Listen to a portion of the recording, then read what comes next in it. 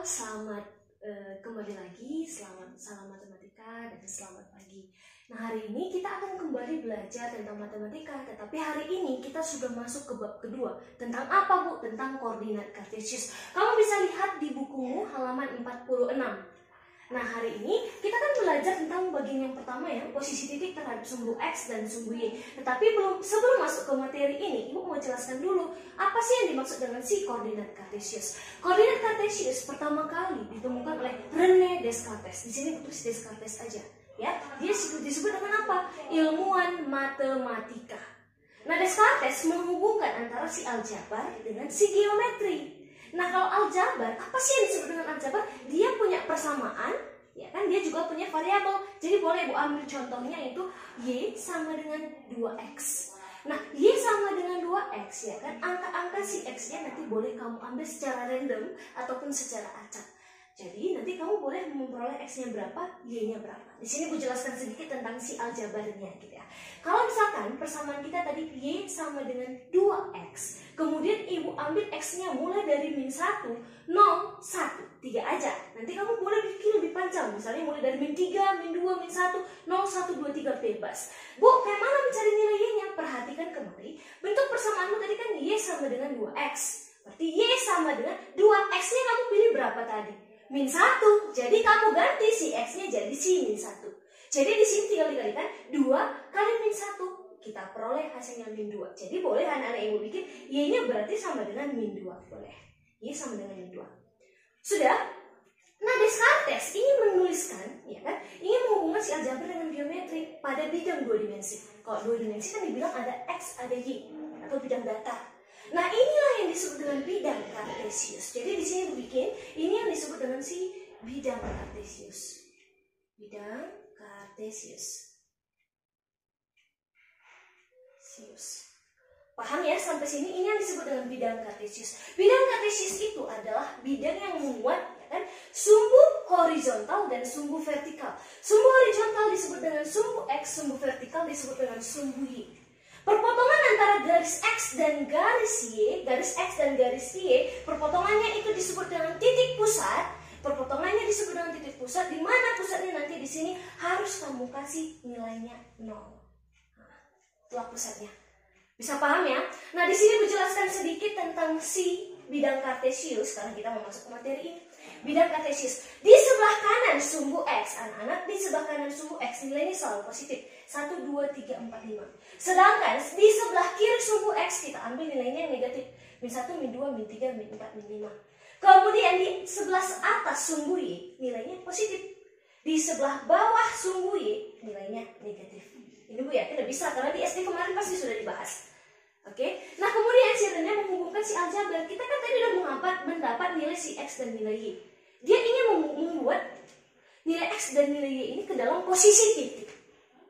Gitu. Ke dalam posisi titik. Jadi kalau X-nya min 1, kan Y-nya min 2. Gitu ya. Jadi Bu tuliskan di sini. Oke.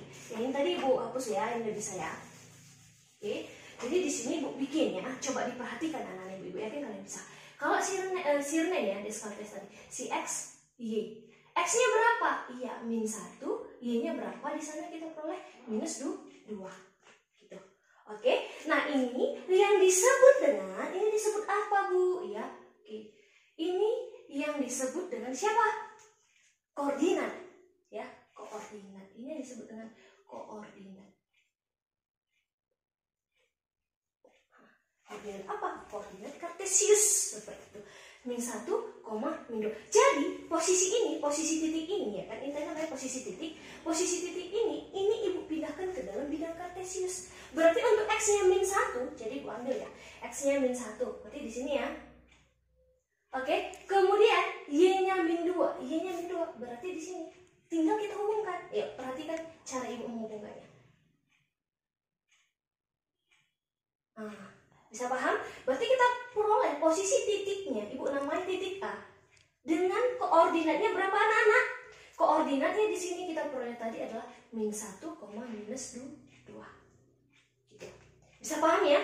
Bu, kalau yang ini itu posisinya di mana, Bu? X-nya 0, Y-nya 0, posisinya di sini. Posisinya di sini. Nah, ini yang Ibu namanya dengan titik B. Kemudian Bu, yang ini X X-nya 1 ya kan? X-nya 1 anak-anak Ibu. X-nya 1 berarti di sini ya. Iya, X-nya 1 kemudian Y-nya berapa? Y-nya 2. Y-nya 2. Coba sebentar ya. Sebentar lagi dulu. Y-nya 2. Nah, kemudian ini yang Ibu namai dengan titik C dengan koordinatnya berapa tadi? Ayo, koordinatnya berapa tadi? Iya, 1,2. X-nya dulu ditulis, baru si Y-nya 1,2. Bisa paham ini? Bisa ya? Oke, nah sekarang kita langsung masuk ke posisi titik terhadap sumbu X dan sumbu Y. Tadi kan udah Ibu jelaskan ya apa yang dimaksud dengan bidang kartesius, siapa penemunya, udah Ibu jelaskan semua. Jadi di sini Ibu jelaskan lagi secara singkat ya kan. Nah, di sini bikin sumbu horizontal. Sumbu horizontal itu disebut dengan sumbu X. Sumbu vertikal itu disebut dengan sumbu Y. Nah, ketika kita tadi punya titik ya, titik koordinat X, Y, X-nya itu nanti sering disebut dengan si absis ya. Kemudian Y-nya itu sering disebut dengan si ordinat. Jadi contohnya coba kamu perhatikan, misalkan di sini pun Ibu punya titik A. Titik A berapa titik koordinatnya? 3,2. 3 itu nanti disebut dengan absis. Berarti Ibu bertanya, absis dari titik A itu berapa? 3 ya. Ordinat dari titik A itu berapa? 2 gitu. Bisa paham ya? Itu yang disebut dengan absis dan si ordinat. Nah, sekarang kita langsung masuk ke posisi titik terhadap sumbu X dan sumbu Y. Nah, di sini tadi Ibu punya nih titik A. Titik A koordinatnya berapa? 3. Ingat tadi kan tulisnya X dulu ya. 3, berapa? 2 gitu. Kalau Ibu lanjut titik B, coba ayo sama-sama kita. Titik B berapa dong ini? Iya, X-nya dulu. Ini kan sumbu X. Min 2 ya. Min 2, berapa? Y-nya, 1. Kalau titik C, ayo sama-sama. Titik C, X-nya berapa? Min 3. Y-nya berapa? Minus 4. Nah, kemudian untuk titik titik D nggak usah lah. Titik E berapa? Yo, X-nya dulu, X. Ibu juga. X-nya berapa? 3, minus 4. Nah, ya bisa paham ya? 3, minus 4. Nah, sekarang kalau dibilang posisi titik terhadap sumbu X dan sumbu Y, otomatis titik A ini dia memiliki jarak dengan sumbu X. Dia juga memiliki jarak dengan si sumbu Y.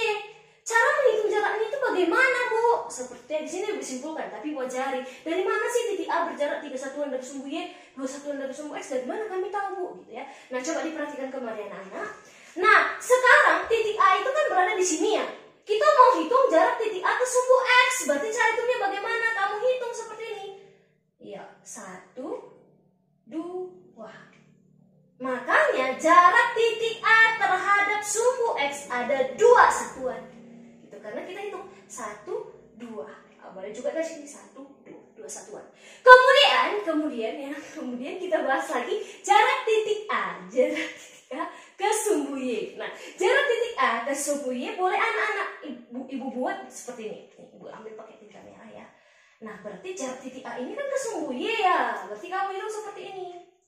1, 2, 3. Berarti jarak titik A ke sumbu Y ada 3 satuan.